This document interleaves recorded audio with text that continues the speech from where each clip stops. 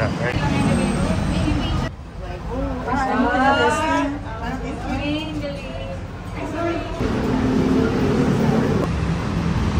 Pasay. Good news sa mga daily commuters. Finally, bukas na itong SM North EDSA Bus Carousel Station. So pwede na kayong buwaba at sumakay sa SM North EDSA Carousel Bus Station. Sa tapat lang ito mismo, marami pa yung ganitong bus station along EDSA. So itong bagong facility ay meron siyang covered walkway. May escalator, elevators para sa mga PWD, senior citizen and pregnant women. So kung dati sobrang hirap kayo para makasakay dito sa mga EDSA, pabiyahe pa north tsaka pa south, ito ganito na kabilis ngayon. So very modern at very friendly para sa lahat ng mga commuters.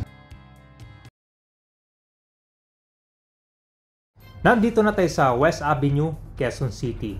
So bago tayo papunta dun sa kakabukas lang na SM North EDSA Bus Station, ating picture muna itong construction para sa MRT Line 7. So marami na rin mga poste. So ito siya, bubuhusan na lang. Kaya yung mga dadaan dito papuntang SM North or dyan sa EDSA, expect ng light to moderate traffic dahil dito sa ginagawang construction ngayon. So ngayon pala magbubuhos sila at saka ang daming mga heavy equipments ngayon, no? Ito ay rush hour na, kaya ganito katindi. So tingnan din natin yung latest situation itong common station. Parang kanyata, no? Matagal doon na hinto. Isa ka pa sa mga nag-aantay nito kung kailan magbubukas itong MRT Line 7. Simula dito sa may SM North yan hanggang dun sa may San Jose del Monte, Bulacan. Siguro ang initial phase na magbubukas nito dito sa SM North hanggang sa may Fairview. Kasi yung pa San Jose del Monte, Bulacan, mukhang ba doon, matatagalan pa. Natin ngayon yung bagong bus station. Grabe, dami ng mga poste.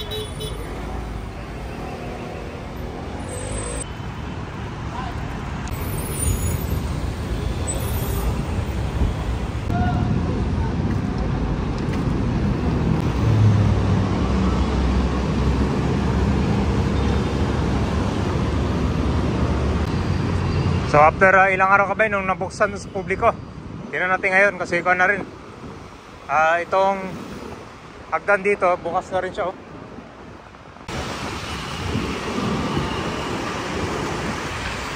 Yan po yung escalator.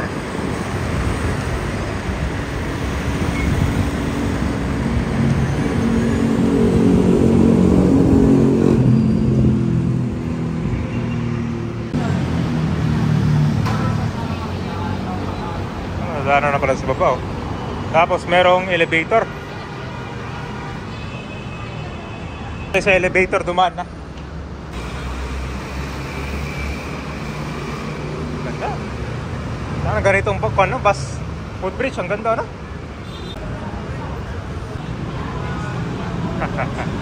So mas marami pa sana ganito, no, sa EDSA, no? Para mas mabilis. Convenient to para sa mga commuters. Yeah, guys.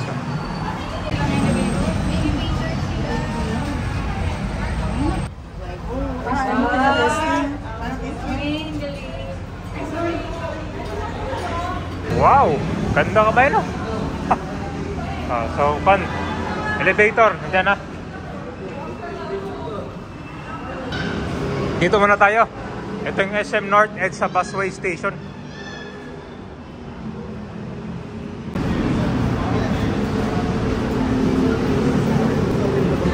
So, ito yung way papunta. Sakayan ng kondo. Bus.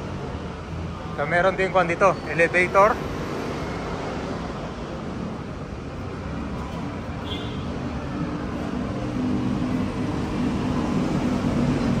Ay, ito yung paakyat. Ito yung sa kabila. Ganda, oh. Buong distance lang papunta sa SM North Annex.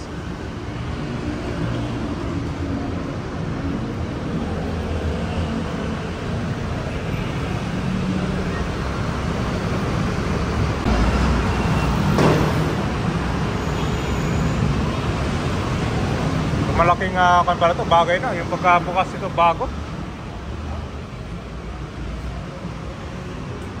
So ito yung map. Ay, Legend pala. Yan o.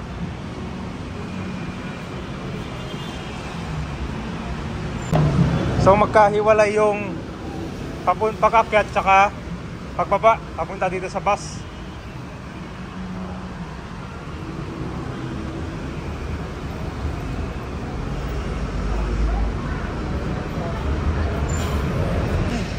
North EDSA bus station.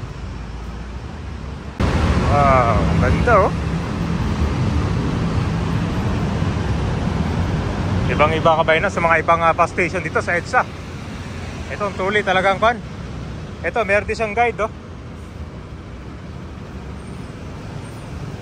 Tapos meron pa dito route. Oh, grabe. Sure.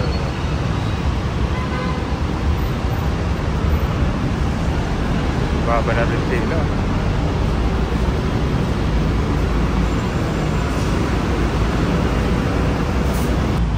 Mga dadalang ganito, no? Meron ng exclusive bus lane para sa mga bus. Mabilis. Kita mo naman yung pinagkaiba ng daanan ng mga private vehicles, so, diba? Traffic. Yung mga dadala ka dito, magkuhan na lang, mag-commute. Nakatipid ka na, bawas pa traffic.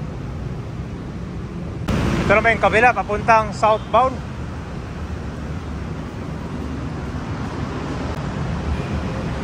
Bilis na yung interval ng mga bus dito para makasakay agad. Oh.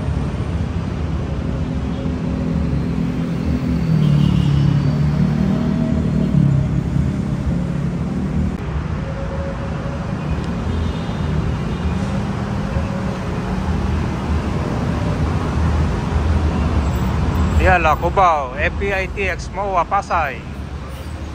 Yun, nasasakay ka na dito, mabilis lang. So yung packet sa kabila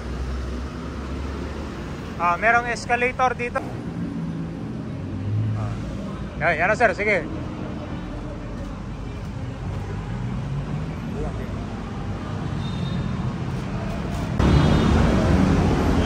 Hindi ka mahirapan dito, naka-escalator.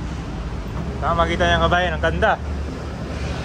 Very modern at very friendly to, lalo sa mga PWD, senior, pregnant women, saka iba pa, no?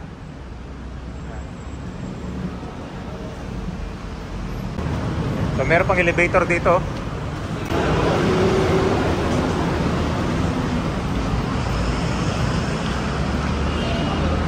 Yo, no, papunta na ng mall. Ano kaya to?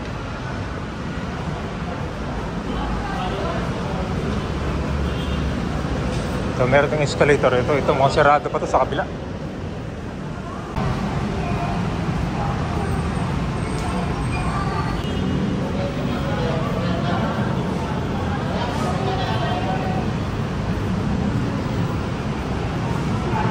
Ganda oh. Kita mo yung sky. Diretso ka na SM North oh.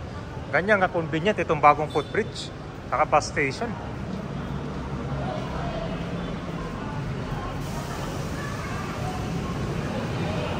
Ganda oh. Oh, dito meron din pa no, elevator. Mas magiging madali na rin papunta ng terminal dyan sa baba, papunta dito sa SM North at saka sa Annex Building. So sa baba dito meron ding elevator. Meron ding hagdan dito. Pakita ko sa inyo sa baba.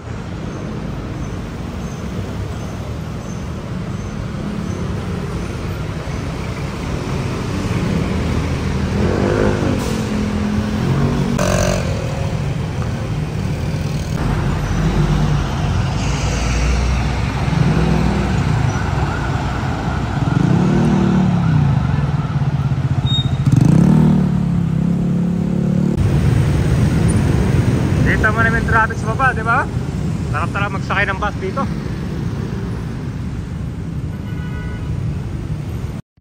Parang ma-terminate na yung contractor nitong Unified Grand Central Station dahil sa excessive delay. Kung malala nyo, itong project na to ay na-conceive pa nung panahon ng Arroyo Administrasyon. Ito ay mag-link sa iba't ibang rail line tulad ng MRT Line 3, MRT Line 7 at LRT Line 1. So ganun pa man, malaki na yung progress dito ng MRT Line 7. Kita mo naman dyan sa West Avenue, di ba? Tad-tad na ng mga poste.